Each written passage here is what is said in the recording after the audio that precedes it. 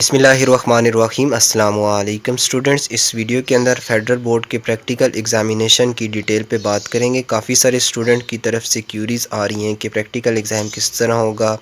कुछ बच्चों की तरफ से ये क्यूरी आ रही हैं कि हमारा वाइवा किस तरह का होगा, मार्क्स डिस्ट्रीब्यूशन डिफरेंट सब्जेक्ट्स की क्या होगी। और कुछ बच्चों की तरफ से ये भी क्यूरीज़ हैं कि हमारे पास प्रैक्टिकल नोटबुक नहीं है, अगर हैं भी तो कुछ बच्चों के पास साइंड कॉपीज़ नहीं हैं, तो उस सूरत में हमें क्या डैमेज होगा, उसका क्या नुकसान होगा और क्या हमें मार्क्स एलोकेट हो सकते हैं, ये पॉसिबल है या नहीं है।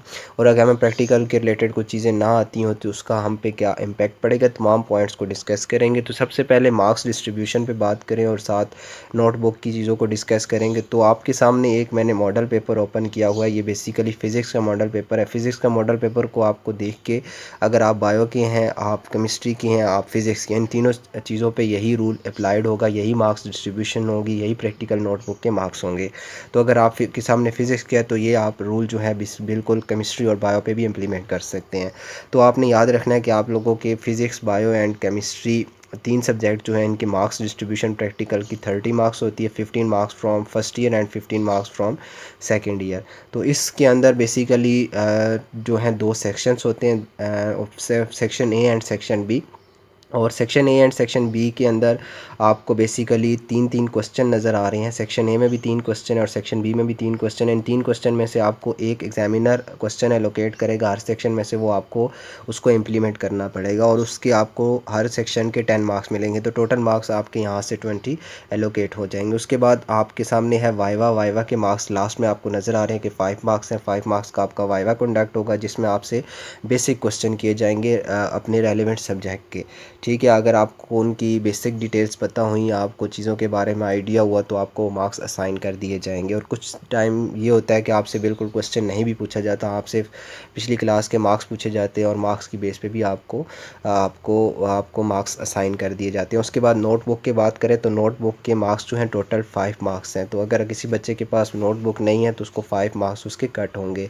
इन केस अगर आपके पास नोटबुक है और साइन नहीं है तो आप प्रैक्टिकल एग्जामिनर से इन चीज़ों को डिस्कस कर सकते हैं कि जिसकी वजह से आपकी प्रैक्टिकल कॉपी साइन नहीं है।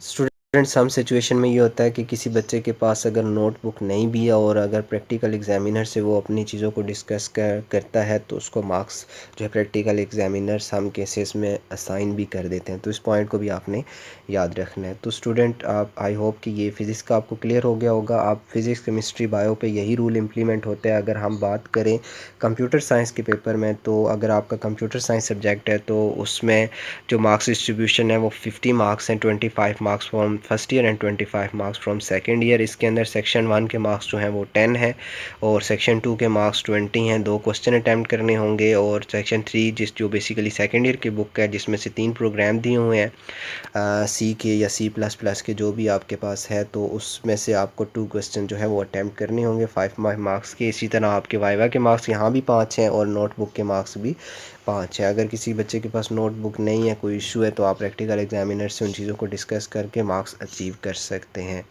तो स्टूडेंट्स, मैं उम्मीद करता हूँ आपको ये वीडियो पसंद आई होगी। अगर प्रैक्टिकल एग्ज़ाम्स के हवाले से कोई कन्फ्यूज़न या क्यूरी है तो मुझसे आप डिस्क्रिप्शन में दिए गए व्हाट्सएप नंबर पे कॉन्टेक्ट कर से पूछ सकते हैं। अगर आपको लगता है कि आपने इस वीडियो से कुछ सीखा है तो चैनल को सब्सक्राइब ज़रूर करना है और बेल के निशान पर ज़रूर क्लिक करना है ताकि तमाम अपडेट्स नोटिफिकेशन के ज़रिए आप तक पहुँचती रहें।